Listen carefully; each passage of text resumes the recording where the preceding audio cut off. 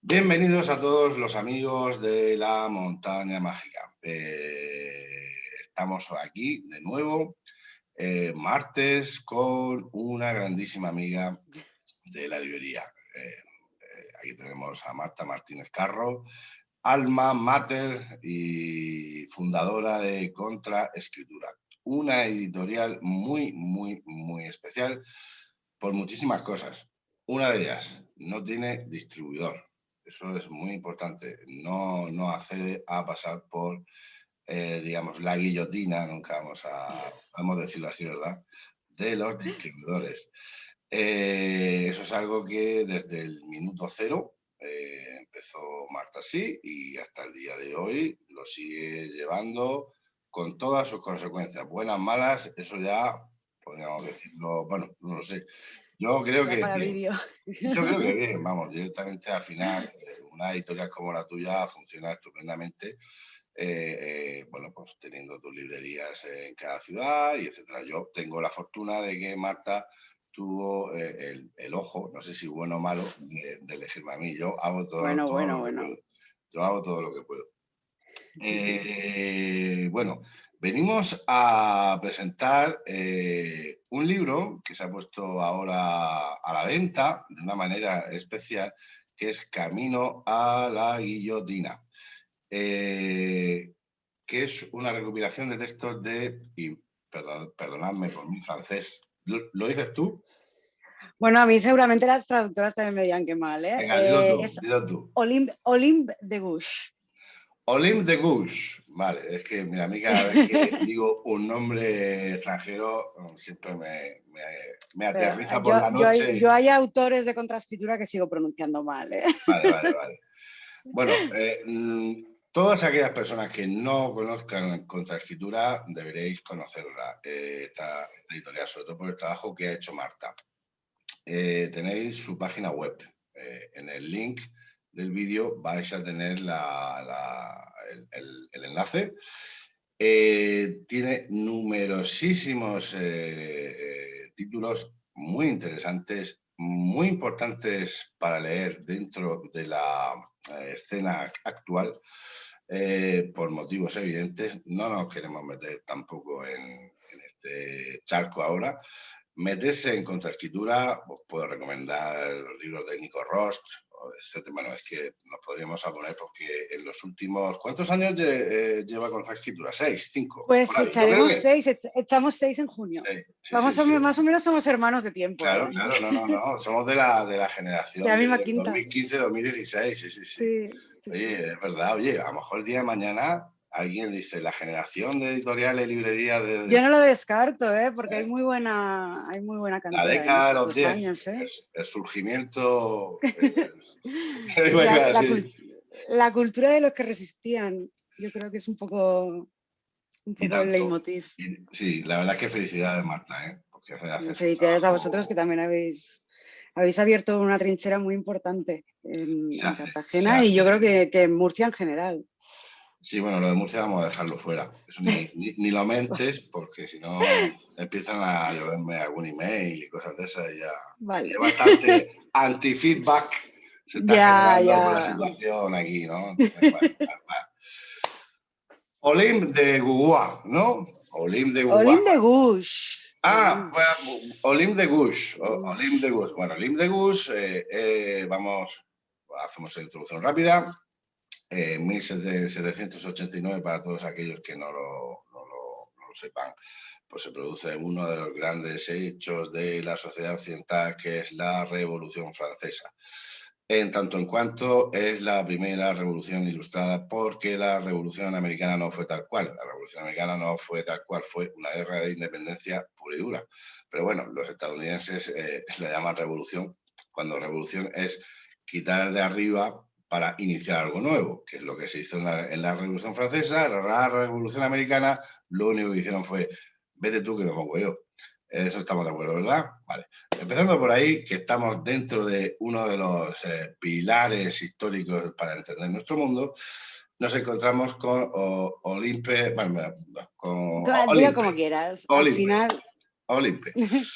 y que es una mujer bien conocida dentro de todos los estudios y la historiografía de la Revolución Francesa, y ella perteneció por ciertos avatares, por convicciones, en lo que sería el grupo de los girondinos, ¿vale? Es muy, muy, muy reconocida porque fue la persona que al final escribió la Declaración de los Derechos de la Mujer y de la Ciudadana en 1791. ¿Vale? Eso sobre todo es digamos, uno de los hitos por los que a esta bella dama se le reconoce ese aporte tan claro. Una gran intelectual, todo hay que decirlo, y que acabó en la guillotina. Acabó en la guillotina porque tenía como cierto... vamos, que no se llevaba bien con Robespierre, que también acabóse pobre en la guillotina. Casi meses después, o sea que... Sí, la verdad sí. que... Pero bueno, Poquito eso tiempo ya después. es otra historia. Vamos a ver, Marta. Marta, ¿por qué? Porque, pero antes de nada, vamos a ver, lo más interesante. ¿Cómo has hecho que se cueza este libro y cómo has hecho que los libreros trabajemos este libro? Porque es de una manera muy especial. Empieza. Sí. Bueno, lo que he planteado yo a determinados libreros con los que trabajo, dentro del grupo de los que trabajo, pues con unos cuantos que os va mucho el rollo y de también pues intentar hacer cosas distintas y estar ahí esforzándose por dar una vuelta a las cosas. Entonces, los últimos meses de cuarentena y tal, que hubo muchas conversaciones entre microeditores, también con libreros independientes, pequeñitos, pero con eso, con proyectos muy, muy bien cimentados. Nos surgió el problema, digamos, o el tema angular un poco de la microedición, que son las preventas. Yo no hago una preventa desde el segundo año de editorial, desde 2016, pero sí que es verdad que, claro, si se da un poco la problemática, ¿no?, de que el proceso propio del libro y hasta la venta del libro, la facturación y el cobro del libro, claro, pasan unos meses, claro, que el microeditor tiene que estar ahí aguantando la respiración, porque el microeditor, cuando el libro llega a la librería, ya ha abonado pues, la traducción, la ilustración, la impresión. Entonces, claro, tarda bastante tiempo en tener ese retorno más o menos de dinero que le permita seguir trabajando, además, pues eso, contando cuentas de autónomos, ya esos gastos fijos, ¿no? Entonces, claro, muchos microeditores pues utilizan el tema de las preventas para por lo menos cubrir parte de esos gastos para seguir trabajando. Es absolutamente legítimo y evidentemente además en muchos casos es necesario. ¿Cuál es el problema? Pues obvio que entonces con las librerías se establece de alguna manera bueno, pues un problema de lealtad, si queremos llamarlo de manera cruda, pero es así, ¿no? Porque vosotros sois los que tenéis que vender los libros, porque sois parte fundamental de este mundo que es el libro. Para mí, dentro de que es enorme, hay 4 que son fundamentales, que es quien escribe, quien lo edita, quien lo vende y quien lo lee. Luego, evidentemente, hay muchísimas personas más en medio, pero sin esos 4 agentes es imposible que el sistema y el ecosistema del libro funcione. Entonces, claro, ¿cómo conseguíamos que se pudiera de alguna manera abreviar ese tiempo de retorno del dinero a la inversión, pero sin dejar fuera a las librerías? Entonces, simplemente a mí yendo un día en coche, dándole vueltas a eso, pues se me ocurrió decir, bueno, entonces el problema que tenemos realmente es que el libro no está en las librerías. ¿Cómo hacemos que el libro esté en las librerías antes? Entonces, a base de ver cómo habían hecho preventas algunos compañeros que lo hacían pues ofreciendo un marcapáginas, una postal, un print, tal, dije, bueno, pues vamos a intentarlo hacer así, pero con las librerías. Entonces, la ilustradora de la portada, Yeye Gómez, había en una de las propuestas que me había enviado, estaba un retrato del busto de Olympe de Gouges que no se iba a utilizar en el libro, y yo hablé con ella y le dije, mira, hemos tenido esta idea, ¿te parece que hagamos unos prints numerados, tal? Ella además es una persona también muy comprometida con el mundo del libro, realmente se dedica a la ilustración en libros y revistas. Y me dijo que sí, adelante. Al final todo esto siempre se consigue cuando mucha gente te dice que sí, adelante. Entonces, bueno, pues en esa ilustración, que solo hay 100, bueno, se crea ese puntito un poco de objeto exclusivo, ¿no? Que no se va a poder conseguir de otra manera, ni en ningún otro sitio, ni antes, ni después, ni nada, solo existe en ese momento y en ese lugar. Los venden las librerías, con lo cual el librero se queda exactamente el mismo porcentaje que si fuera propiamente el libro físico. Y entonces, bueno, el lector lo único que hace de alguna manera es reservar su ejemplar 2, 3 semanas antes de que el libro salga de imprenta. Esas 3 semanas, digamos, pues son las que ganamos a todo ese tiempo que pasa hasta la facturación. Yo me he animado además a hacerlo con este libro porque este libro tiene una subvención del Gobierno de España. Entonces, no dependía de que funcionara o no esta propuesta para que el libro fuera a existir. No es como en otros casos con colegas que pueden depender de ello para que el libro salga. Entonces dije, bueno, tenemos esta tranquilidad, ¿no? Económica de que el libro parcialmente ya está subvencionado, pues vamos a intentarlo con este libro, ¿no? Y eso, sobre todo, que me sirva no solo a mí, que ya te digo que más o menos yo he conseguido una estabilidad en ese sentido, sino a muchos compañeros que no pueden atreverse o que no se han atrevido o que no han visto la idea de esa manera, pero poder decirles, oye, pues ha funcionado, o no, decirles, oye, pues no ha funcionado, o funciona con un perfil de librero así, pero no con un librero así, funciona si tú también como editor estás ahí, ¿no? Pues en redes sociales, explicando a la gente, desviando a personas que te dicen, pues yo estoy en Ceuta, ¿dónde lo compro? Bueno, pues voy a preguntarle a este librero si envía a Ceuta. Claro, es un trabajo en el que también te tienes que implicar, pero como en cualquier otro libro. No hay más. Entonces, la propuesta es un poco esa, para ver sobre todo también si es extensible a compañeros que realmente lo necesitan más.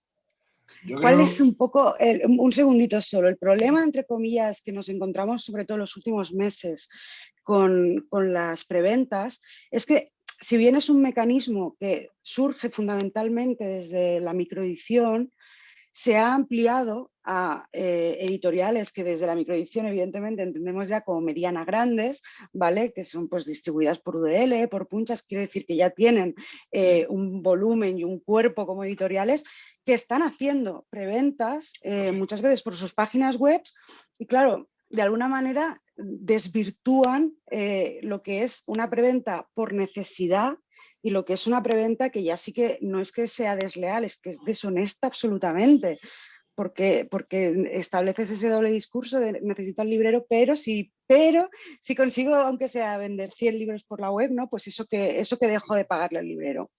Entonces, bueno, es intentar que si la gente ha encontrado un mecanismo para aprovecharse de algo que para nosotros sea necesario, pues vamos a darle una vuelta. Vamos a demostrar, ¿no? Igual que nosotros siempre lo decimos, dinero no tenemos, pero tenemos ideas, somos creativos, entonces vamos a intentar darle una vuelta y probar. Más que probar las cosas, no perdemos nada.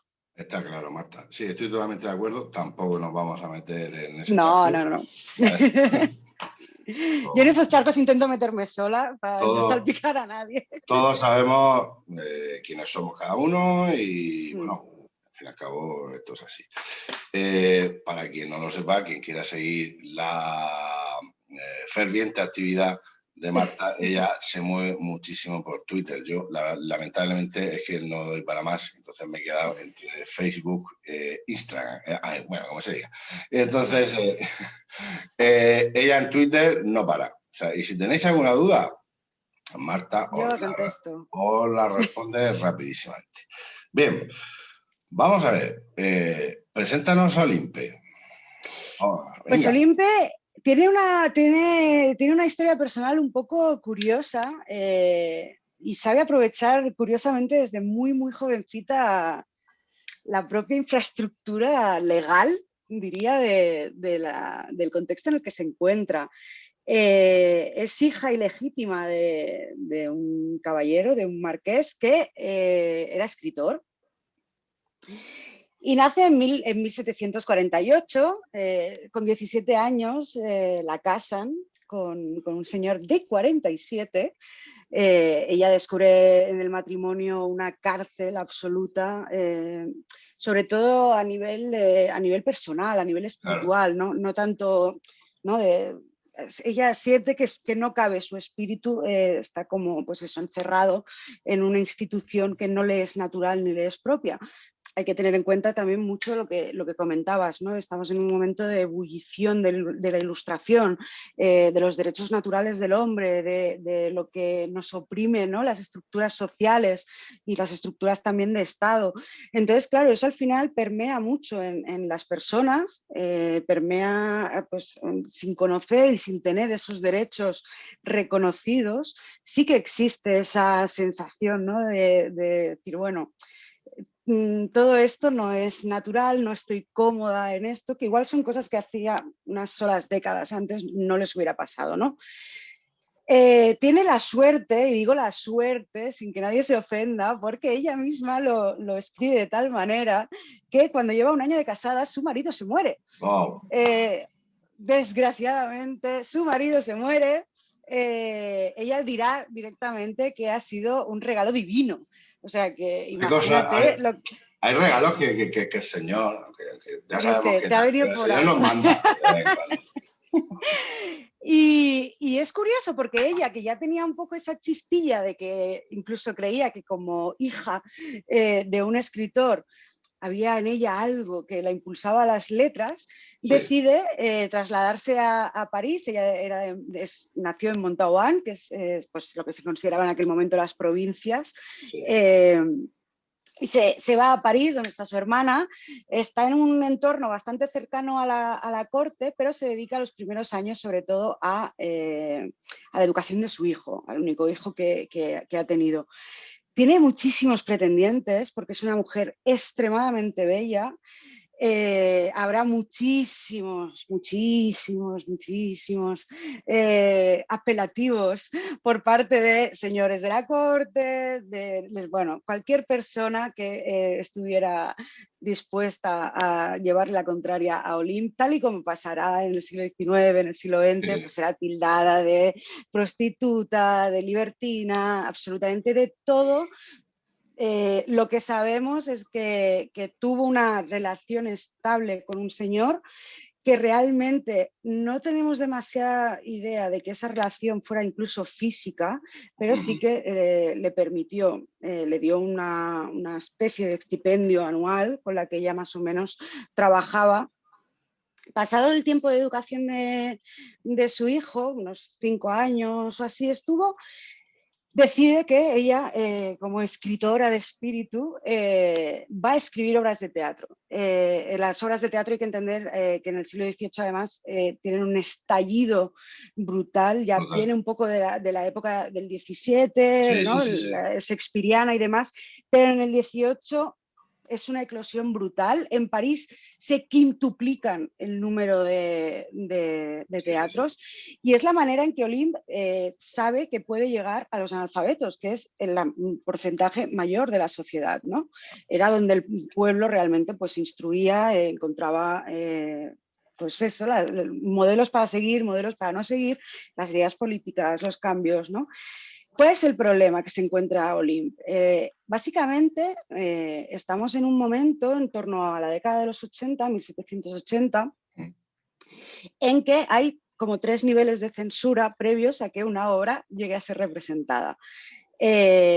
Los 2 primeros son, digamos, funcionarial político estatal, pero bueno, más o menos lo que hacen es pues, revisar que a cosas tan simples o tal de meterse con la iglesia o con el rey aún estaba prohibido, que no se incumpliera la ley, que el texto no incumpliera las leyes o las leyes más importantes que regían el Estado. Pero el gran escollo de los escritores estaba en el comité de lectura de la Comédie Française, que eran un montón de señores que evaluaban qué es lo que se podía y lo que no se podía representar, supuestamente en base a la calidad de la obra. Y digo supuestamente. Claro. En esa época hay un montón de autores, de hecho hay como una especie de inicio de sindicato, incluso de autores que son sistemáticamente tirados para atrás sus obras, echados por tierra, y evidentemente a Olympe de Gouges le pasará desde el minuto número 1. también porque su primera obra, Zamoret Mirza, ataca uno de los temas que para ella serán puntales, base de lo que sería ella como dramaturga, como política, como ciudadana, como todo, que es la abolición de la esclavitud. Exacto. Es verdad que Olympe de Gouges es una de las grandes figuras del feminismo o del protofeminismo, depende un poco de dónde queramos poner el inicio de este movimiento, pero su implicación con la abolición de la esclavitud es absolutamente total. Sí que es verdad que son dos temas que se tocan mucho en esa época, porque como decíamos, si se habían reconocido los derechos naturales del hombre, ¿no? Pero claro, cuando tú reconoces los derechos naturales del hombre y en base a eso creas los derechos del hombre y del ciudadano, si son naturales, si son consustanciales al ser vivo, claro, estás negándole a los negros y estás negándole a las mujeres la condición de humanos, ¿no? Y ese es un tema que durante más de 50 años estará en la boca de filósofos, políticos, periodistas, escritores. Es el tema al que Olympe de Gouges dedica esta primera obra de teatro, que la acaba en el año 84, pero que no verá, no será representada hasta el año 92, o sea, 8 años después, y solo porque el Ayuntamiento de París, la comuna, en ese momento cambió de alcalde de Bailly a Pétion, y Pétion era antiesclavista. Y entonces metió ahí un poco la patita para conseguir que Olympe pudiera representar esa obra.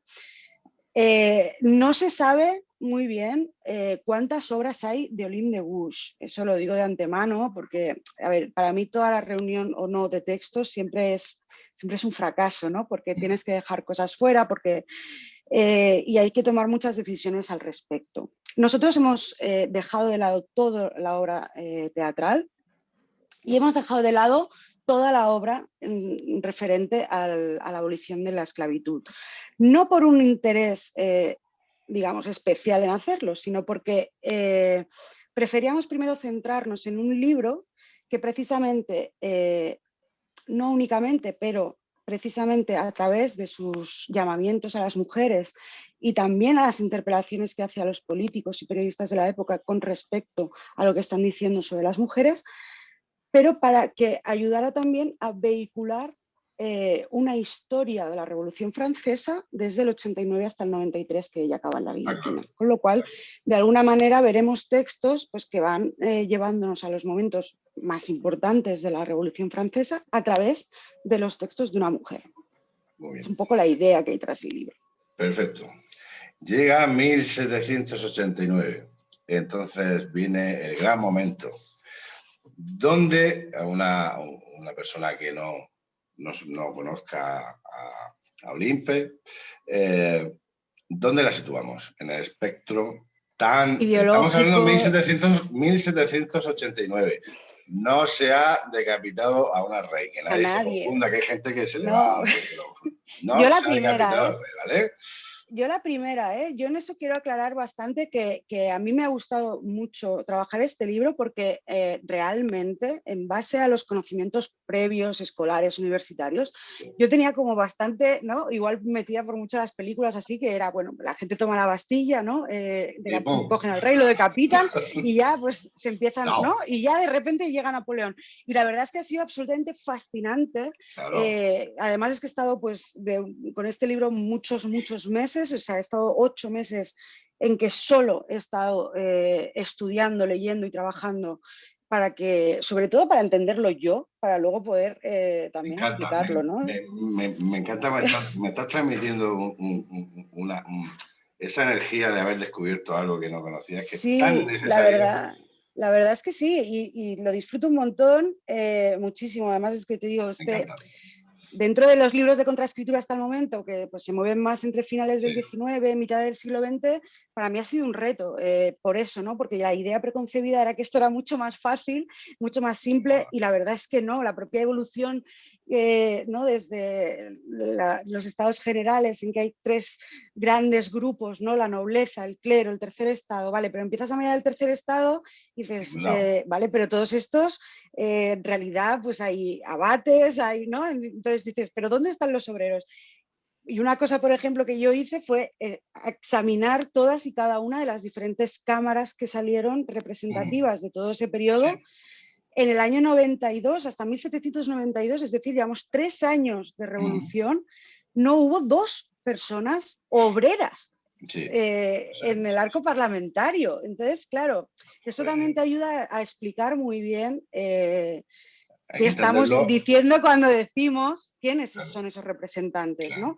Y por qué, por ejemplo, en las calles pues hay lo que se llaman pues esos movimientos más radicales, más que en realidad no son radicales, es que no tenían otra manera de expresarse Claro. porque no estaban realmente representados en la Cámara. Era en verdad el lumpen del lumpen sin saberlo. Claro, claro, sin saberlo Que, además, porque claro. si atiendes a los historiadores, la mayoría te dicen, aún así, no tenía los lumpen de los lumpen, no tenía la sensación de no estar representados porque, por ejemplo, como figura pues de persona que quiere pan, pues eso les unía, ¿no? Tanto pagaba el Sí. burgués como pagaba el señor que era un muerto de hambre. Y entonces, mediante esos mecanismos retóricos, sobre todo la retórica de la Revolución Francesa es apasionante, yo creo que es un tema que merecería libros y libros y no hay tantos. También es verdad que una cosa que me gustaría recalcar es la poca información en español realmente que hay. Es difícil. Para realmente tener una buena información sobre los sucesos de la Revolución Francesa. Es alucinante. En ese sentido, os he traído aquí un libro porque me hacía mucha ilusión enseñaroslo además a vosotros por librero historiador. Uno de los libros que yo he estudiado y con los que he trabajado es este de aquí, ¿vale? Sí, No sé si lo veis. sí, sí, sí, Es sí, la sí. Revolución Francesa de Quinet. Vale, Este vale, vale. libro no se ha reeditado en ningún momento. Yo lo tenía citado en algunos apuntes de la universidad. Son 2 volúmenes que se unieron Sí, sí, de 1877. Este sí. ejemplar es de 1877 y no se ha vuelto a Amplia, sí. publicar. Es un autor de la Tercera República, sí, sí, sí. Claro, es un autor, como dices, de la Tercera República que tiene, yo creo que mantienen un punto de frescor aún, porque sus padres Claro. o sus abuelos han estado en los hechos en los que están explicando y tienen aún esa, bueno, para bien o para mal, es un poco, ¿no? Como nosotros cuando explicamos la guerra civil y teníamos a nuestro abuelo en el frente, Y ten en cuenta una pero sí que cosa, es verdad. y ten en cuenta una cosa, ese libro viene marcado porque Francia está saliendo aún, se está recuperando de de ese segundo avatar Claro, de imperio con Napoleón III, que fue un fiasco total. claro. Entonces está muy cerquita. Claro, y luego pues muchísima influencia también del intento de 1848, del intento de Eso por supuesto. 1871. Entonces, claro, es interesante, es muy interesante por eso, es muy interesante también por pues, ver cómo tratan, ¿no? a las mujeres, por ejemplo. Yo creo que es muy interesante, pero da mucha pena porque estos libros es alucinante y yo he conseguido uno y no sé ni cómo, ¿no? Hay veces bueno, que es una verdadera odisea encontrar determinadas referencias.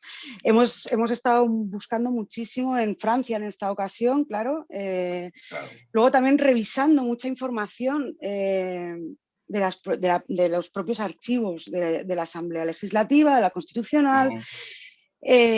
Básicamente porque, claro, también, bueno, tú lo sabes como historiador, sobre todo en el siglo XIX se atendió bastante, salvo algunos casos muy concretos, como por ejemplo Kropotkin o Jaurès ya en el siglo XX, las fuentes de información cambian mucho. Ya, En un primer momento los historiadores de la Revolución básicamente escriben lo que se conoce, ¿no?, como la historia de la Asamblea, la ya. de, pues eso, la gente que legisla y demás. Poco se sabe en aquel momento de todo lo que hay en la calle, que al El final movimiento social, sí, eso es cierto. claro, que al final es lo que hace, la calle es lo que hace, porque no están los diputados haciendo caer la Bastilla, no están los Claro, diputados yendo a por Luis XVI a Versalles. exactamente. Eh, es la gente, ¿no?, que es lo que reivindicarán los historiadores socialistas, pero aún falta el de las mujeres. Y te digo que aún a día de hoy sigue faltando el de las Seguro, mujeres, seguro. porque es tremendo, es absolutamente tremendo. Una parte de Olympe de Gouges, por ejemplo, pero claro, incluso en ese sentido, Olympe de Gouges, como preguntabas, ¿en qué parte está? ¿En qué espectro ¿Qué? está? Si nos vamos a 1789, te diré que estamos ante una monárquica, convencida de que el problema realmente, el único problema de Francia está en la corte. Tiene que en el fondo es un sentimiento mucho más extendido de lo que a priori, pues como te decía, yo podía o cualquiera podíamos entender, ¿no? Que realmente la gente no tenía un problema con la monarquía, veníamos pues de despotismos ilustrados a nivel europeo muy importantes, que muchos ministros habían intentado hacer esas reformas que acabarían mal por la oposición precisamente de corte, aristocracia, porque veían peligrar sus privilegios. Claro. Entonces, se da esa disyuntiva de que, claro, la gente entiende que el rey, los reyes, ¿no? Sí que quieren esos cambios, porque eligen ministros que quieren cambios, ¿no? Sin embargo, son la corte, que son gastos y tal, y luego, pues, que aristócratas que están absolutamente en contra de renunciar a sus privilegios. Eso, evidentemente, irá cambiando. Cambiará Olympe y cambiará Francia entera. Si al principio ese tercer estado hay muchísima gente aún, mucha mezcolanza de algún monárquico, pues eso, ¿no? Que monarquía sí, pero aristocracia no. La alta burguesía empieza a despuntar mucho más en lo político. Los monárquicos acabarán siendo muy residuales hasta poco antes de la fuga de Barents de Luis XVI. La fuga de Barents realmente es lo que al final acaba convirtiendo Francia en republicana. Es lo que marca la gran caída del mito del rey padre, el rey panadero, el rey que es capaz de mantener la estructura de lo que es Francia. En ese momento, claro, Olympe tiene muchísimas cosas que la unen a lo que es la izquierda. Si estamos hablando, por ejemplo, del 91-92, la unen a un amplio grupo de izquierdas. Cuando digo amplio, incluyo a los girondinos, porque aún hay monárquicos, nobles y demás. Entonces están en una amalgama de izquierda, pero digamos que dentro de la izquierda, en la franja, digamos, que luego sobre todo se considerará más conservadora. Y además, sí una cosa, en la izquierda de la Cámara. Exacto, que es de donde no nos olvidemos que donde surge lo de la izquierda y la derecha es ahí, simplemente porque diríamos que los más progresistas, antimonárquicos, una gran parte, radicales, se sentaban a la izquierda, que donde se sentaba ya está, y luego, fíjate, hasta el día de hoy, izquierda y derecha. Bueno, venga. Lo que ha dado de sí. Pues sí, entonces se podría decir que sí, que está más cercana a las teorías girondinas, pero a día de hoy probablemente, bueno, si tuviéramos que hacer una equivalencia, digamos, probablemente estaríamos hablando de una socialdemócrata, porque cree en un estado de bienestar. Ella propone, ya por motivos personales, históricos, evidentemente, que el matrimonio sea civil, que sea un contrato entre dos personas. De hecho, lo incluimos en el texto, una propuesta que hace fija sobre cómo dos personas deben unirse en matrimonio. Y con cláusulas. Está muy bien, con cláusulas de todo. O sea, también es verdad que ella la letra pequeña no la ve demasiado clara. Ella es muy inquisidora con el lenguaje. Pero sí, hay muchas cosas que la unirían a la socialdemocracia en ese sentido. Propone cosas que a día de hoy nos parecen absolutamente naturales y normales, pero a mí una de las cosas, por ejemplo, que me sorprendió fue que el Estado promoviera el establecimiento de talleres y de escuelas de oficios para los obreros en paro. Exactamente. En 1780, claro, o sea... Claro, es que ahí es donde realmente se da cuenta un montón de personas de que, vamos, empieza primero, estamos hablando del siglo XVIII, es cuando empiezan a surgir las primeras teorías económicas fuertes. Entonces, el concepto de paro, o sea, hombre parado, es cuando surge ahí. Es decir, bueno, pero es que tenemos gente que no está haciendo nada ni está contribuyendo absolutamente a nada.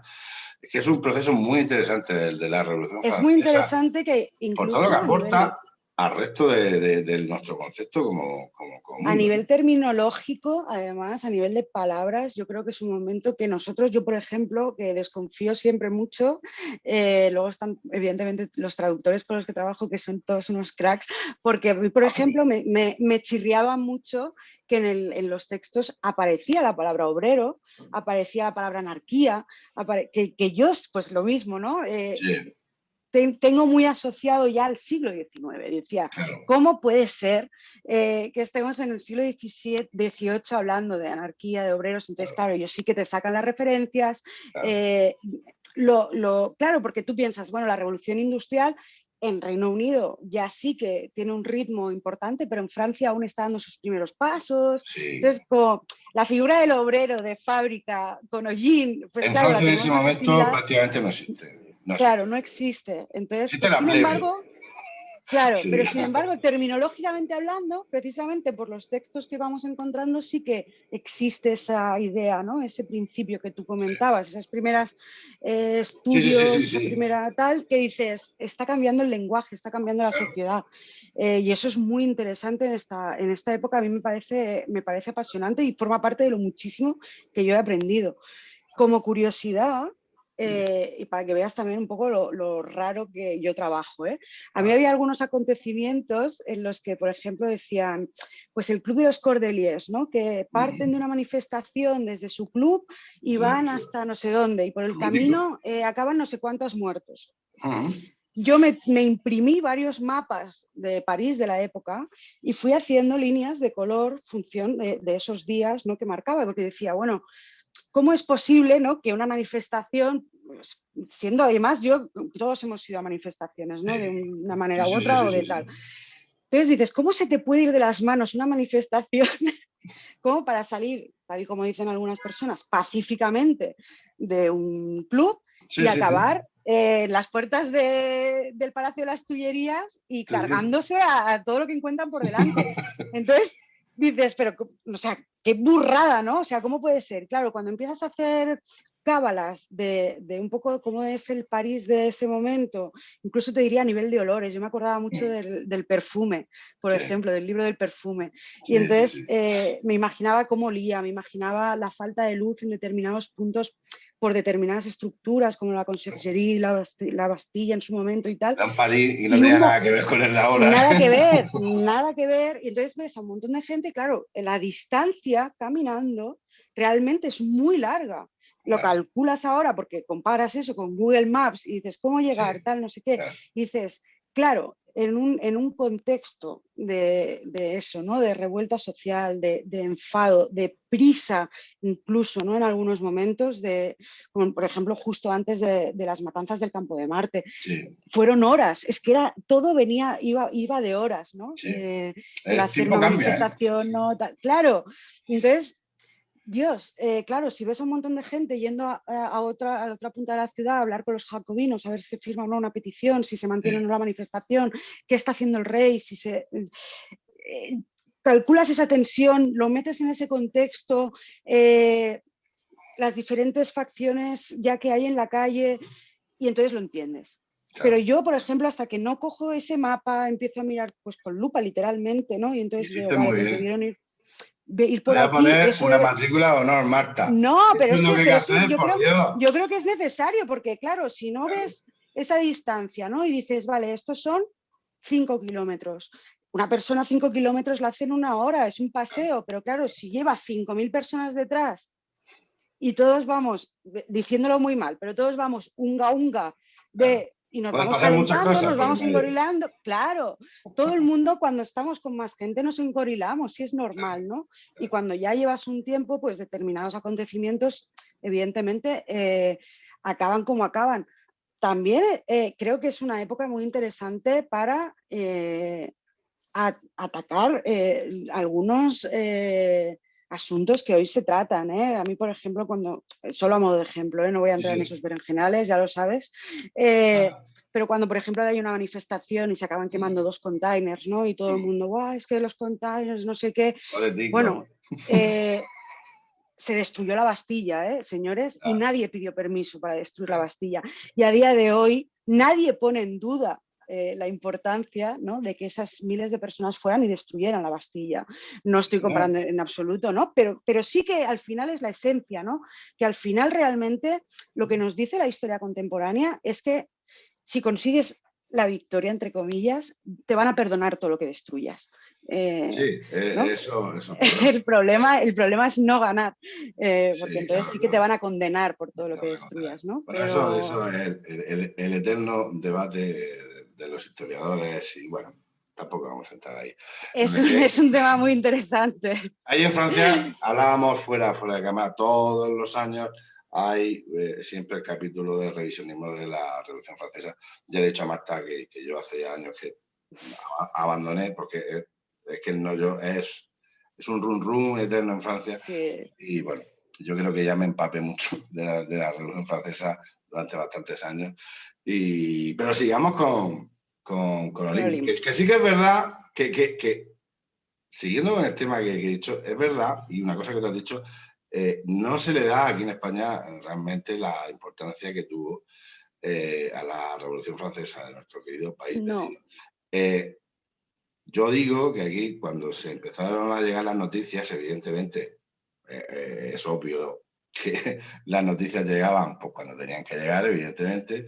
Te puedo Aquí, decir cuánto tiempo tardó en llegar la caída de la Bastilla, ¿eh? Tardó bueno, 13 días en llegar a Madrid. pues entonces los Pirineos se hicieron un poquito más altos, ¿vale? Yo no sé si en los últimos 40 años los Pirineos han bajado, no tengo muy claro, pero algo han bajado, ¿no? Pero os puedo asegurar que tal cual en Francia ocurrió lo que ocurrió durante toda esa época, los Pirineos se hicieron muy altos, aún así fueron invitados y bueno, pusieron a José I, bueno, todo esto ya es es historia, ¿no? Otra cosa. Pero, en términos de ideas, que es lo que a nosotros nos importa, a ti y a mí, los Pirineos se hicieron todavía más grandes. Muy grandes. Una cosa horrible. Bueno, pero seguimos con Olimpe. Llegamos a un momento en que está ella, como han hecho un vídeo ahora de Héroes del Silencio, el cual no recomiendo para nada porque me parece aburridísimo. Se encuentra ella entre dos tierras y se va a por el peor o los peores con los que podía meterse. Cuéntanos un Sí, poquito. ella en realidad, aunque sea dentro de esa cuerda, ¿no?, de los girondinos, ella no llegó a formar parte de ningún, Sí. de lo que empezaban Se a ser un asocia. poco los partidos políticos. Ella no llega a estar No. en los clubs, tampoco en los salones, ella está en una especie de tierra de nadie, o sea, no está ni con la parte, digamos, de la burguesía alta, ni está tampoco con el pueblo, ni con la burguesía baja, está un poco efectivamente en tierra, yo más que entre dos tierras te diría en tierra de nadie. Tierra de nadie, como el balón Precisamente. rojo. Sí, señor. Claro, sí, precisamente yo creo que eso es lo que acaba llevando a Olimba a su destino absoluto, que no podía ser otro que el de la guillotina. Y es que no podía ser otro. En caso de que la Revolución Francesa no hubiera triunfado, hubiera recibido las represalias pues, de toda esa aristocracia que ella sistemáticamente había querido destruir. Perdona. Venciendo la revolución, también se encontraba con todo ese espectro de personas que más a la izquierda o más radicales que ella, que no iban a estar de acuerdo en algo muy simple, que es evitar la tiranía. Ella lo que plantea desde sus escritos, ya desde el año 91, pero desde el año 92 no tendrá ningún tipo vamos, no concederá ni un centímetro a lo que ella considera el enemigo, que es la tiranía. La tiranía, bien sea, sobre todo ella en ese momento ya la atribuye a los jacobinos en la asamblea. No se preocupa tanto, por ejemplo, de grupos callejeros como los Sansculots o las mujeres de la Haye, porque al fin y al cabo quienes toman las decisiones que influyen en todas las personas son los responsables políticos, es decir, que serán pues, Robespierre, Marat, Danton, Malaservas. Todas esas personas son las que están tomando las decisiones, las que decidieron mantener el veto, los que le condenaron al rey, los que al final son los que están haciendo legal esa revolución, ¿no? Sí. Y ella ve con la creación del bueno, del Tribunal Revolucionario, del Comité de Defensa, del Comité de Seguridad y de Sanidad. Los jacobinos hacen con el control de la Cámara. Claro, ella le pilla justo ese momento de cambio, porque sí que es verdad que el Comité de Sanidad se había creado unos meses antes, sí. Pero para que nos hagamos un poco la idea, ese organismo, que era uno de los que vehiculaba luego a los acusados al Tribunal Revolucionario, durante los 6 primeros meses en que estaban los girondinos en el poder, creo que se juzgaron a unas 60, 70 personas, y luego, claro, a partir de ese momento estaremos hablando de miles y miles de personas. Entonces, claro, evidentemente ella, el cambio, o sea, ella lo que ve de alguna manera antes que los demás es que se están creando los mecanismos que pueden permitirlo todo, que pueden permitir la tiranía. Y como ve cómo se está estructurando, llama a la atención a esto, ¿no? Y además pues hace un proto-Jacús, ¿no? No se está demasiado con chiquitas, es decir, pues, no. Acuso a Robespierre, acuso a Marat, sí. Acuso... Llega a ser además tan sarcástica de que uno de los textos que incluimos, que es su legado, su testamento vital, digamos, al mundo, que deja la mayor parte de sus bienes y de su legado a Danton, que es, bueno, es la antítesis de lo que ella representa, ¿no? O sea, sí. De la arbitrariedad del poder a lo que ella considera que, sobre todo ella lo que considera es que más allá de la representación, que es un debate que también está muy, muy candente entre el año 91 y 92, entre esa primera y segunda constitución, los límites de la representación, de la representatividad democrática, y dentro de ese escollo, ya en el año 93 ella escribe el texto que la llevará efectivamente a la guillotina, que se llama Las 3 urnas. Ella en ese texto propone que haya unas nuevas elecciones en Francia y que se pongan 3 urnas en cada mesa electoral, una que vaya en favor de la monarquía parlamentaria, constitucional, una que sea federalista y otra que sea pues, la que se estaba implantando, que era la centralista, donde París tenía muchísimo más poder y representación que el resto de Francia. ¿Cuál es el problema? Constitucionalmente hablando, ese texto es legal y es perfecto. El problema es que en ese momento en la revolución la asamblea y luego la convención estaban decretando muchas leyes que en fondo entraban en contradicción con cosas aprobadas por la propia constitución. Pero bueno, entonces eso permitía un poco que de un lado o de otro te podían cazar, ¿no? Sí. Entonces ella, haciendo esa propuesta, está incumpliendo un decreto promovido por los jacobinos en que Francia se declara que es única, grande y libre prácticamente es lo que se dice, y que proponer cualquier cosa que se entienda por contrarrevolucionaria es traición y por tanto merece la pena de muerte. Ella entonces la arrestan por haber publicado este texto. Es decir, la arrestan por algo que ni siquiera tiene nada que ver al final ni con la esclavitud, ni con las mujeres, que habían sido los 2 grandes estandartes de su obra. Claro, y entonces la detienen en el mes de julio, pasa unos meses de prisión muy duros y luego sucede algo que es una peculiaridad absoluta de lo que en los próximos meses se convertiría en la época del terror rojo, que para mí también es muy importante porque es una de las cosas, ¿no? El terror, ya te imaginas a Robespierre afilando la guillotina, dices, vale, pero luego vino el terror blanco que tampoco, o sea... Robespierre de todas maneras era un hombre muy pensativo, ¿eh? Sí, sí. Robespierre merece una enciclopedia aparte. Bueno, sigamos. Entonces ocurre, por ejemplo, que ella declara 2 veces delante del Tribunal Revolucionario, que no es nada habitual, sobre todo en ese momento. Si alguno, por ejemplo, ha leído la obra de Danton, La muerte de Danton, una obra de teatro que hay, está publicada en Alianza, es una obra interesantísima, o ha visto las películas de Danton que se han hecho y tal. Claro, realmente el prototipo de preso y de proceso judicial y demás era muy rápido. te acusaban, te condenaban y prácticamente 2, 3, 4 días después te a veces hasta el mismo guillotinaban. día, ¿eh? Claro, el mismo día, porque, o sea, eso es agilidad, ¿eh? O sea, la agilidad administrativa, burocrática que había en ese momento con respecto a esto es brutal, porque tampoco puedes decir que fuera arbitrario, porque había una estructura legal. Sí.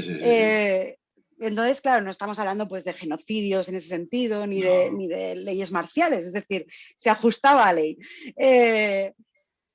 Pero claro, Olim no pasa, en ese sentido tiene mucha más relación con lo que pudieron vivir la reina María Antonieta o el rey Luis XVI que lo que podría vivir el mismo Robespierre, que acabaría en 2 días, o Danton, ¿no? que pasaría 2 semanas en la cárcel y sería guillotinado.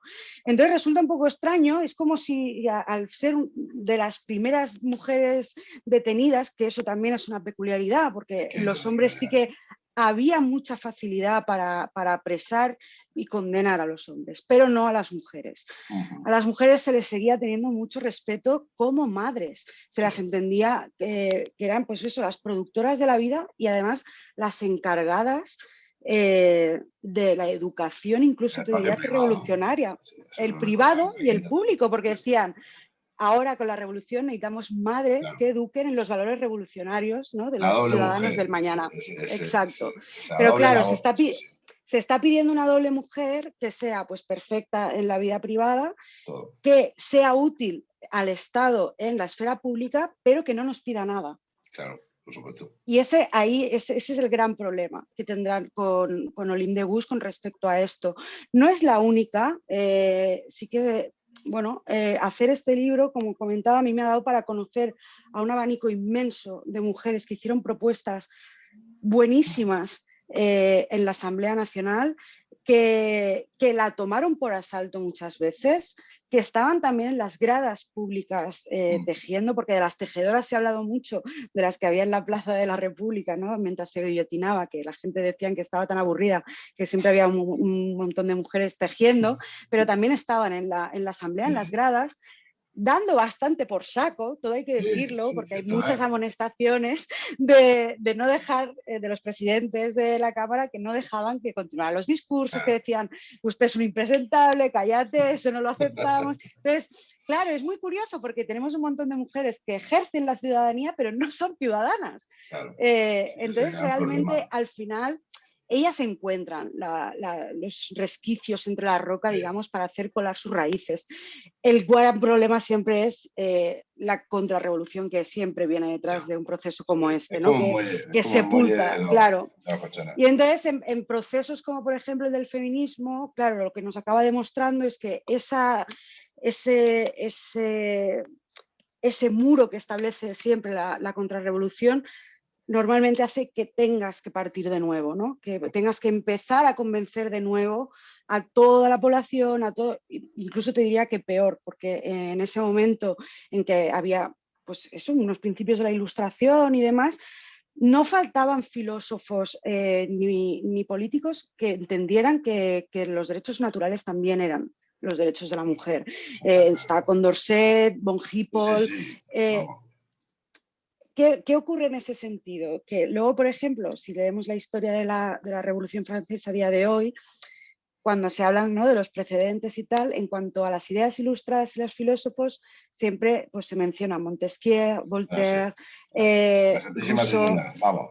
Claro, pero esa Santísima Trinidad, qué casualidad que eran justo los que decían que las señoras, pues que mejor en su casa, ¿no? Eso es verdad. Sí, que tenían esa gran contradicción y son precisamente esos filósofos y no otros los que se mantendrán en la historiografía, ¿no? Entonces eso es lo que hace que al final, claro, parece que el feminismo cada vez tenga que estar convenciendo continuamente, pero es que eso no es gratuito, insisto, se podían haber elegido muchísimos otros ilustrados, filósofos, pensadores ya desde el siglo XVII que hubieran aplanado mucho el camino de las mujeres. El problema es el mundo de la filosofía o el mundo de las ideas políticas llevarlo. Claro, eso hay una anécdota muy buena de Catalina la Grande de Rusia, que le dijo a Diderot, uno de los enciclopedistas, le dijo, para usted es todo muy fácil porque escribe sus ideas sobre un libro, yo las tengo que escribir en piel humana, que es mucho más sensible. Y creo que resume muy bien creo que resume muy bien desde el despotismo ilustrado incluso. Sí, sí, O sea, sí. todos esos reyes que realmente, aunque solo fuera por quitarle poder a los aristócratas, Sí. estaban interesados en hacer algunos cambios, ¿no? Otra cosa es que les estallara en la cara. También cada uno tendría, no es lo mismo, yo qué sé, Pombal y Portugal y demás, pues con... Yo, por ejemplo, es que en José II de Austria creo mucho. Igual soy una ilusa, pero es un tipo que me da confianza. O sea, yo creo que realmente quería cambiar las cosas. Fíjate, sí, no pero vamos a sé, ver, no pero si es sé. que una cosa no quita la otra, eso lo tengo yo claro. Porque hay que explicar las razones últimas por las que al final podríamos decir una persona moderada, pero muy ilustrada, Claro. progresista, a la par. Es que, claro, está mal, yo te lo digo desde mi punto de vista, aquí ya, que utilicemos quizás los conceptos de ahora aplicarlos Claro, no se puede, eso es de primero de historia. además, ¿No? es un error, estamos hablando de una persona que creía, básicamente para que en Román Paladino creía en un cambio moderado y no extensible. El problema aquí es que, claro, viendo el entorno internacional, Francia se veía en una tesitura un poquillo complicada. Es decir, evidentemente, todas las monarquías de su entorno se pusieron de uñas. Ahí es donde encaja, por desgracia, esos meses tan crueles donde se desata ese avatar de mortandad Claro. y de guillotina. Francia empieza a ver en cualquiera un enemigo interno. Exactamente. Cualquier Entonces, persona que disintiera mínimamente, que Olin, por ejemplo, es que lo único que dirá en ese sentido es cuidado con precisamente, ¿no?, con convertir la democracia o este sistema en algo que nos permita hacer de todo contra la propia sociedad, que es al final durante esos meses es lo que pasará. Y cuidado con olvidarnos del pueblo, o sea, no en el pueblo, no, insisto, no el pueblo como lo podemos imaginar en el siglo XIX o XX, sino pues eso de consulta, de decir, oye, pues si estamos debatiendo en las calles, en los clubes, en la prensa, si realmente queremos una... Claro, porque en Francia, en París, todo el mundo podía querer tener una revolución con una capital muy fuerte y centralista, pero evidentemente el resto de Francia no. Entonces, ese tipo de cosas que ella simplemente decía, oigan, vamos a darle una vuelta a esto, ¿no? No nos precipitemos, no tengamos tanta prisa, no nos agobia a nadie, ¿no? Pero claro, lo dirá de maneras rudas, de maneras directas, de maneras que no estaban dispuestos, pues muchos de esos señores, a aceptar que se les hablara así. Están poco acostumbrados, están poco, nada acostumbrados y claro, pues se encuentran en una posición frontal. También hay que tener en cuenta, y eso ya lo digo como periodista, porque yo, claro, he tenido como bastante cuidado de enterarme muy bien el tema de las publicaciones, de los periódicos, de los panfletos. A los tweets de la época. Te iba a ir por ahí, o sea, hay que imaginar un París que en ese momento yo me lo imagino tal cual como Twitter, ¿eh? O sea, los discursos de los diputados se imprimían, se colgaban en paredes de todo París, se publicaban también en los periódicos, pero automáticamente personas como Olympe de Gouges pues leían eso y decían, me cago en la leche, se ponían a escribir o a dictar un panfletillo, una hoja o tal, ¡pam! Y lo pegaban por todas las calles de París, ahí grabados, ¿no? Incluso de los... No solo de los pegadores de carteles, también de los lectores. Había grupos de personas en barrios que se juntaban y daban pues 2 o 3 monedas a alguien que les pudiera leer esos carteles, esa información. O sea que también incluso a nivel de difusión de ideas y de la lectura y demás, es un momento apasionante de cambio increíble, ¿eh? O sea, yo invito a todo el mundo a que se sumerja mucho en esta época, ¿eh? Esa época, tenemos mucha tendencia. Concentra todo el siglo XVIII, parece que es como un río, ¿no? Que se concentra en un delta, bueno, una cascada, que es la Revolución Francesa, y entonces ahí realmente lo tienes todo, todo te va cayendo de pronto. Al principio es abrumador, ¿eh? Es muy, muy abrumador. Ya te digo que yo he estado, pues eso, 8 o 9 meses, lunes a domingo. Y lo que sería hoy la fake news también, que hicieron muchísimo Total. Pero eso, lo de la fake news, Bueno, y de las mentiras también del terrorismo de Estado, más allá de lo que pasaría con la guillotina. Por ejemplo, la Asamblea Legislativa, cuando el rey intenta huir de Francia, Sí, ellos ponen, que aún la mayoría es monárquica en ese momento en la Asamblea, empiezan un dispositivo con un dispendio económico brutal para crear la idea, la propaganda de que el rey no se quería ir, que al rey lo han ya, intentado secuestrar. Es claro. que es o sea, y es que claro, es lo que tú dices, es que lo ves todo. O sea, ves gente discutiendo políticamente con textos pegados por todos lados, que es un Twitter absoluto de gente que en realidad no se ve la cara, pero que se está insultando de un papel a otro. Y ahí, O y en sea, la calle de París sí que se pegaban tortas, ¿no? sí, Como sí, el y mujeres presidente, también. ahí Y la gente lo mujeres quiere, también. claro, claro, Es muy claro. interesante también eso, mujeres zurrándose No, no, entre no, ellas, ¿eh? formándose hombres, mujeres, todo. O sea, no nos Sí, engañemos. sí, no, esa idea también de la mujer un poco, pues es un poco No, aburguesada y tal, existía, pero también existía la mujer de calle no. y de Yo latiguillo, ¿eh? te De hecho, puedo, hay unas que se las llaman las poetés, que iban sí, con unos sí, mini látigos zurrando a sí, la gente que creían que estaba haciendo cosas antirrevolucionarias, o sea, sigue. Eso tiene sí, más sí. una herencia histórica aparte, de todas maneras, ¿eh? Pero vamos, el tema de la mujer no es tan simple como muchas veces queremos verlo, ¿eh? No, En no, no. las grandes revueltas, que ya habría que hablar de revueltas en la edad moderna, son las revueltas del PAN promovidas por mujeres. Cuidado, Ahí voy a tener yo un apunte extra. Que dime. ahí yo he encontrado una pequeña diferencia.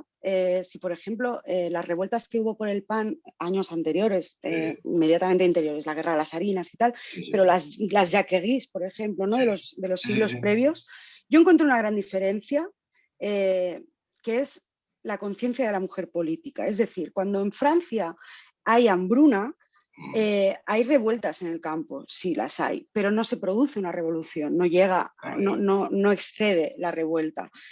En el propio París o en las propias grandes ciudades pasa lo mismo. Hay pillajes, hay destrucción de almacenes, de graneros y tal, pero no hay vocación de cambio. El cambio no solo es, yo no he visto, por ejemplo, solo a la mujer pedir pan y que entonces se acerquen un montón de hombres y destruyan la Bastilla. Yo no he visto eso, te lo digo de verdad, ¿eh?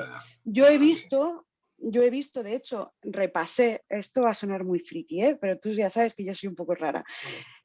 Yo estuve repasando la memoria de las condecoraciones que había dado la Asamblea Nacional a los héroes de la Bastilla. Sí. Entre las 900 y pico que se dieron, una estaba dada a una mujer. Una se dio a una mujer, porque quedó inválida en la toma de la Bastilla, porque efectivamente estaba Eso no luchando lo en la sabía yo, Bastilla. no tenía idea. Claro, yo he repasado esas condecoraciones porque encontré un trocito en una prensa, en un periódico de la época, en la hemeroteca francesa, una referencia a, en un periódico sí que hicieron como una serie de los meses posteriores a la toma de la Bastilla, pues lo que habían ahora, ¿no? Es decir, los enfermeros del coronavirus, los pacientes, ¿sabes? Esos especiales que van desgranando. Encontré varios artículos referidos a las heroínas de la Bastilla. Entonces, leyendo, y había muchas referencias a mujeres que estaban allí, que es que estaban en la toma de la Bastilla. Es más, estaban en la toma de la Bastilla muchas veces vestidas de hombre. Pero es otro tema. Es otro tema. Estaban vestidas de hombre para que no las apartaran de la manifestación y de la lucha armada. Es que el mundo de Entonces, las relaciones de las relaciones de género es una da pasada mucho de esa sí, época. ¿eh? Y Lo podemos ver como algo como de HBO, de Netflix, ¿no? La típica niña que se quiere vestir de nada. niña. No, señores, estamos hablando de una realidad tal cual. Es decir, si tú no aparentabas ser hombre, varonil o lo que fuere, no eras ciudadano de pleno Claro. derecho. Es una cosa tal cual, es que es así. Entonces, vamos a decir las cosas O claras. si no cobrabas un sueldo, ¿no? El mínimo eran 3 sueldos para poder votar. Bueno, eso ya, Ya, ya. con eso Pero quiero podemos decir hacer que hay 4 vídeos. muchísimas cosas que Claro, hombre. realmente Claro, condicionarán. Por ejemplo, si una cosa que es significativa de por qué Olympe de Gouges consigue tener una vida dedicada a la escritura, es básicamente porque el código, las leyes que hay hasta ese momento y que sí que se mantienen durante la Revolución Francesa, es que las mujeres viudas claro. sí mantienen derechos equivalentes a los que tenían cuando estaba casada. Sí, Una sí, mujer casada necesitaba permiso para publicar de su marido, una viuda no. Y ella la era viuda, viuda. Entonces, por muchos pretendientes que tuviera, Olympe de Gouges no iba a casarse bajo ningún concepto. Por lo menos hasta que no se pusiera su propuesta de matrimonio civil, no creo que hubiera aceptado casarse de nuevo. Bueno, ella fue tristemente pues, ejecutada en noviembre, creo, de 1793. 1793, sí. Y bueno, y ahí acabó su vida. Es complejo, muy complejo. Nos tenemos que quedar, evidentemente, con lo que ella aporta, que fue una gran mujer. Eso, sin lugar a dudas, con las ideas muy claras, con digamos, una dirección muy meritoria, realmente para la época. Bueno, vamos, estuvo al pie del cañón, en primera línea de fuego, y lo pagó. Una cosita importante, que es que Olympe de Gouges no tuvo una gran educación. Sus textos, por ejemplo, contienen erratas de ortografía y demás. Entonces, es una mujer en ese sentido muy esforzada en sí misma y en conseguir que sus ideas, bueno, pues traspasaran su cabeza, ¿no? y que llegaran a más gente. Era una sociedad complicada, como son todas las sociedades complicadas. Ahí podemos darnos cuenta de que la idea, por ejemplo, de que la democracia no es perfecta no es nueva. La democracia nunca ha sido perfecta, ni en Estados Unidos se empezó. Bueno, ni los griegos. Ni los griegos. Es decir, la democracia siempre hay digamos, una zona de crisis, esos tipos de bloques para que ciertos estamentos no lleguen a ser reconocidos como tales, etcétera, etcétera, etcétera, etcétera. O sea, que esto no fue, digamos, la Ilustración no llegó y lo cambió todo de un día para otro. Eso pasa en la Guerra de la Galaxia y en alguna película más y las cosas. Eso no es así en la vida. Es interesante, yo creo que también es un poco donde se inaugura esa idea de si no estás conmigo, estás contra mí. Básicamente sí, es decir, eso sí. Porque antes era todo pues mucho más estamental, eso, ¿no? Tenías como unas características sociales, económicas que te marcaban. Había unos ritos. Pero en ese momento, sí. Estaba la buena educación, antes eran los ritos de la buena educación de la corte, ¿no? Que bueno, que al fin y al cabo eran también discriminatorios. Cuando ya llega los jacobinos, que tenían claro, tenían claro lo que tenían que hacer, que era ponerse en ofensiva en contra de las fuerzas exteriores, claro, se pone automáticamente también en contra de los disidentes que no fueran de su partido. Y tú date cuenta, Robespierre estaba en contra de la pena de la muerte, lo sabes, ¿no? Olympe también. Es algo curioso porque muchas cosas realmente coinciden muchas, es curioso, muchas cosas. Por eso te digo que es una persona muy reflexiva. Son enemigos acérrimos, ¿eh? No, se odian. Yo creo que hay misoginia total, ¿eh? Nosotros hemos incluido... Marta, no se te ve. Espera, ahora. Algo has hecho. Ahora. No, que fíjate, me está llamando mi abuelo. Bueno, he dicho misoginia, pero yo doy por hecho que la había, ¿eh? No nos vamos a engañar. Pero bueno. Sí. Yo creo que depende muchísimo de cómo lo veamos, ¿eh? Pero, por ejemplo, uno de los textos que nosotros hemos querido incluir, también para que se viera un poco, no tengo el libro, tengo las galeradas, las pruebas de impresión, incluimos el texto que escribió mucho antes de estar acusada de nada, que se titula Pronóstico sobre Maximilien de Robespierre por un animal anfibio. Pues esa idea, ¿no? de no soy una mujer sin derechos, pero tampoco soy un hombre con derechos. Ese juego yo creo que es muy interesante dentro de los textos de Olympe, porque te descubre cositas que luego van a condicionar y configurar las sociedades en las que vivimos nosotros ahora. La verdad que sí. La verdad es que es un hecho en el que hay que aprender. Yo invito a todas las personas que, por supuesto, se compren el libro de Contraescritura. Todos los libros de Contraescritura. Pero sí, bueno, ya ciñéndonos al vídeo, al de Olympe de Gouges. Ay, Dios mío, que no se me mete. Da igual. Yo soy horrible para los idiomas, hija. Entonces, no creo que sea lo importante. Gouges, no Gouges.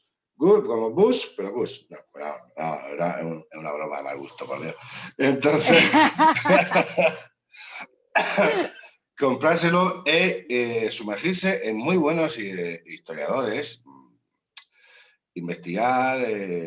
Yo creo que la Revolución Francesa habría que leérsela por partes, eso para empezar. Eso, porque si te coges un libro así tal cual de la historia de la Revolución Francesa, vas a caer en muchos tópicos. Eso para Pues te voy a empezar, eso desde mi experiencia, porque hay como partes, es decir, no es que en 1789 lleve directamente a Napoleón, no, hijo, no, eso no funciona así. Es que las cosas no funcionan así en la vida, es que, pero ni antes ni ahora, así que No, en una pero película también queda es muy bien. aplicable a la revolución rusa le pasa lo mismo, ¿no?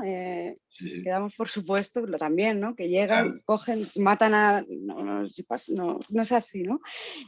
Lo que sí que me gustaría es, primero, el libro son 200 paginitas, pero 50 son de introducción histórica, ¿vale?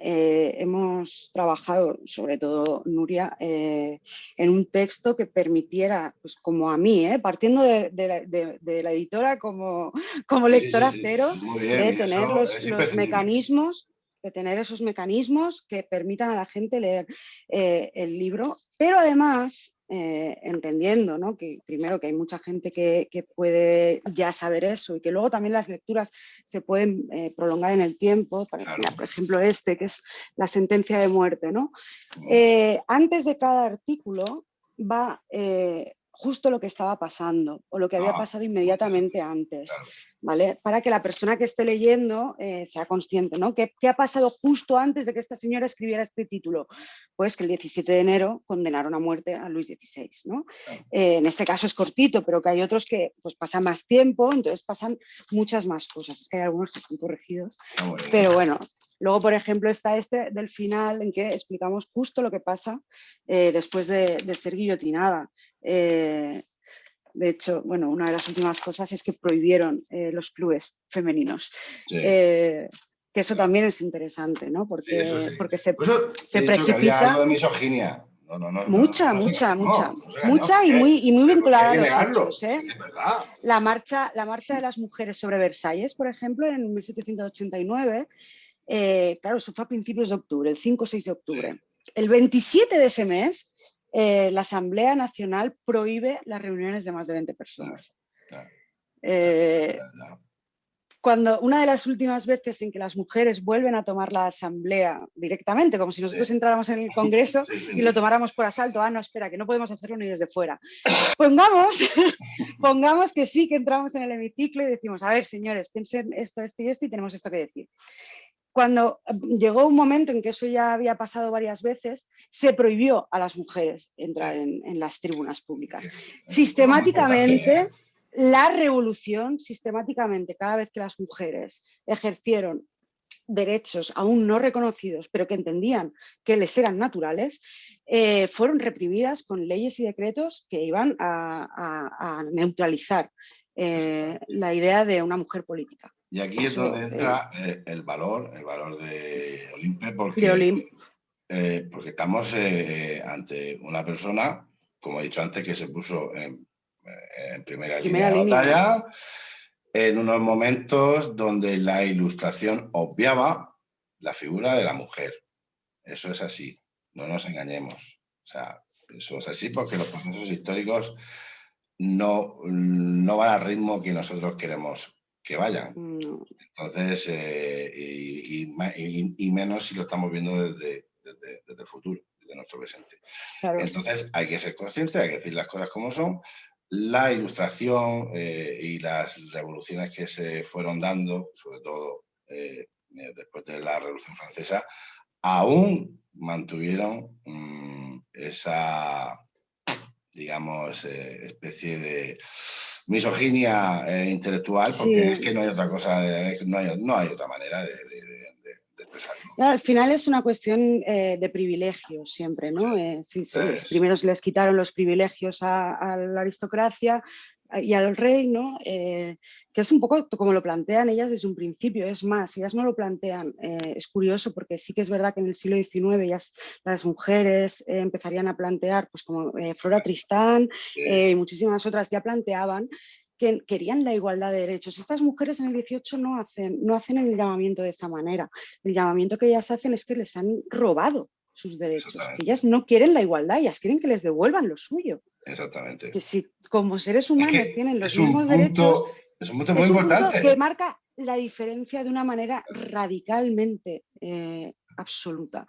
Claro. El problema de los derechos de la mujer en todos los sentidos y en todo el ámbito del planeta sigue siendo el mismo, que no se trata de pedir igualdad, se trata de que se reponga un hurto de unas circunstancias naturales como seres humanos, que por ejemplo tenemos más asumidos en el tema de la esclavitud o de las personas negras o las personas racializadas. No quiero decir con esto que no tengan sus prejuicios, problemas y demás, pero sí que hay un proceso que ha avanzado de una manera quizá más rápida, que en el caso de las mujeres pues no se ha mantenido a lo largo del tiempo. Pero realmente, o sea, la propuesta es fíjate que cuando hicimos el libro de Flora Tristán, sí, que hacía una apelación al todo, ¿no? Decía, no, ella no pedía el derecho al voto, o pedía ya decía, bueno, es que lo queremos todo. claro. Pues fíjate que si nos vamos, 50 años más atrás, es que ni siquiera te pedirán todo, lo que te pedirán es que les devuelvas lo que les has robado. Claro. Y claro, a nivel de pensamiento, de idea, de común del que partimos es muy distinto. Exactamente. Lo cambia todo. Y por eso, más allá de la pobre como acabara, las vicisitudes políticas, porque al fin y al cabo eran vicisitudes políticas que muchas veces no somos, ni ella ni otros tantos tuvieron el poder de controlarlo todo. Nadie tiene el poder de controlarlo todo. O sea, eso es una idiotez pensarlo, ¿no? Que alguien tiene el poder absoluto y lo controla todo. Hoy día también sigue siendo una estupidez.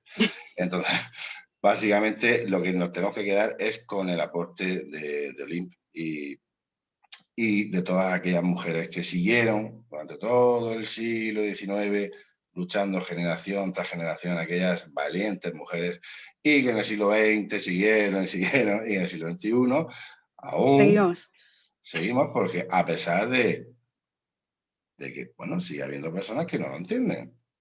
Hay personas que no lo entienden.